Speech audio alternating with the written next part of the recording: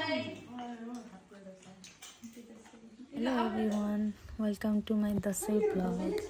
I know Dashain सकिसक्यो. मेरो vlog चाहिँ भर्खर आउँदैछ. म थोरै लेजी भएर 5 month पछि त भिडियो पोस्ट गर्छु.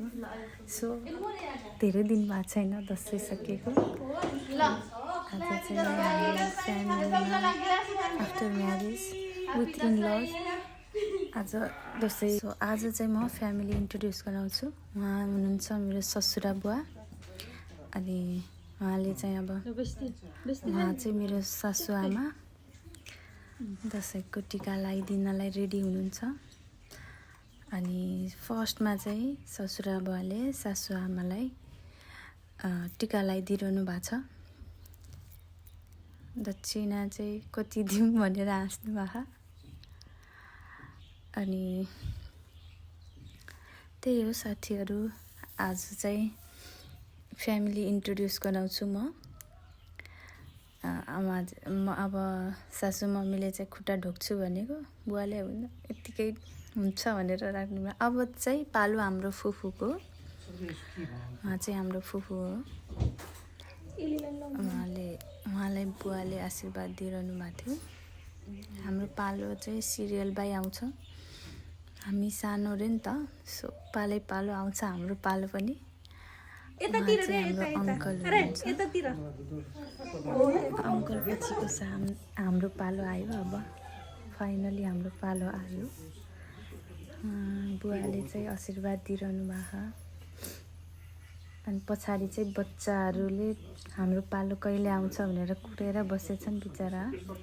उनीहरू अझै सानो हो नि त, लास्टमा पालो आउँछ उनीहरूको. अनि उहाँ चाहिँ हाम्रो आन्टी ढोकाबाट हेरिरहनु भएको.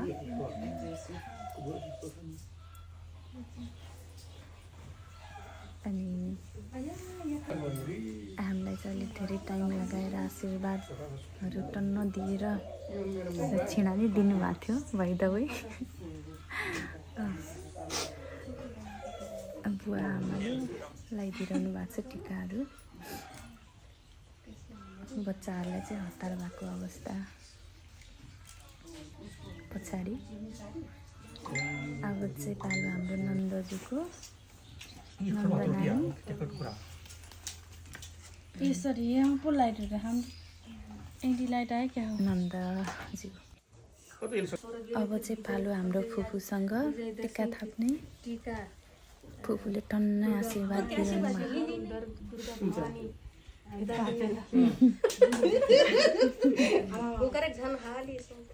अब मेरो पालो.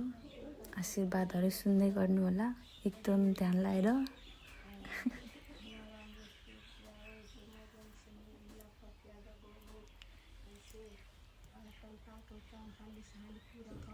अब चाहिँ हाम्रो छोरी ज्वाइँ, हाम्रो पाहुनाहरू छोरी ज्वाइँ आउनु भएको थियो. मम्मीले टिका लगाइदिइरहनु भएको. आशीर्वाद छ. बुवाको आशीर्वाद सुन्नाले चाहिँ अलि कान थाप्नुपर्छ है.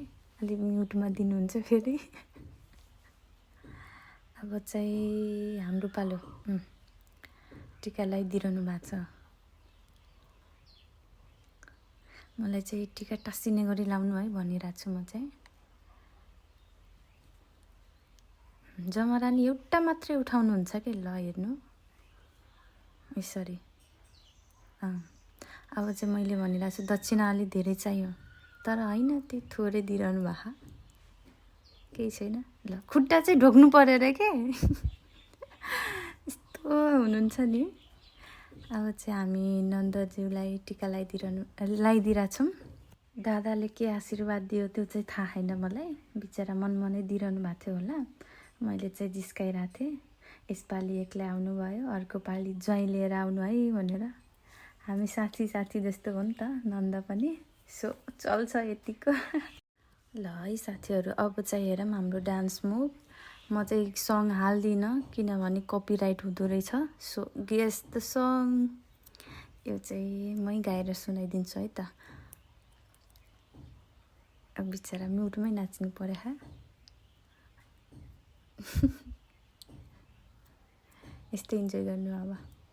फुलपाती भाकेर मनोकामना आयो बन्दीपुर, आयो बन्दीपुर, जुन जस्तै मायाको मनोकामना के छ सुर, के छ सुर। यो चाहिँ हाम्रो टिकटक भिडियो सुट भइरहेछ। उहाँ चाहिँ आन्टी, नन्द अनि म टिकटक सुट भइरहेछ। साउन्ड चाहिँ हाल्दिनँ है, दिस टाइम नो कपिराइट। मेरो हरेक भिडियोमा कपिराइट आएर हैरान, सो म्युटमै। अब चाहिँ हामी बाहिर बसेर म्युजिक बजाएर डान्स गरिरहेछौँ। आई मिन मेरो नन्दहरू नाचिरहेछन्, हामी चाहिँ कान्छी नन्द अनि म बसेर इन्जोय गरिरहेथ्यौँ। ल यो चाहिँ कुन सङ हो गेस गर्नु है त साथीहरू।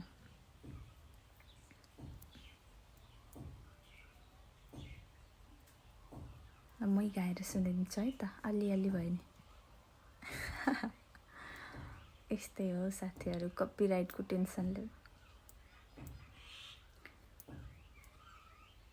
गीत गाउन नि गाह्रो, सुर नताल्छ, तैपनि इन्जोय गर्नु होला। यो सङ चाहिँ हाम्रो त्यही कमरैमा पटुकी कसेर भन्ने सङ हो। तपाईँहरूले यो भिडियो हेर्नलाई म्युजिक बजाएर इन्जोय गर्नु होला है त। हामी चाहिँ बसी बसी दिइरहेछौँ फेरि। तिम्रो पनि के हो कछाडै सेतै छ मन छ कता, आँखा चाहिँ यतै छ अरे के फेरि।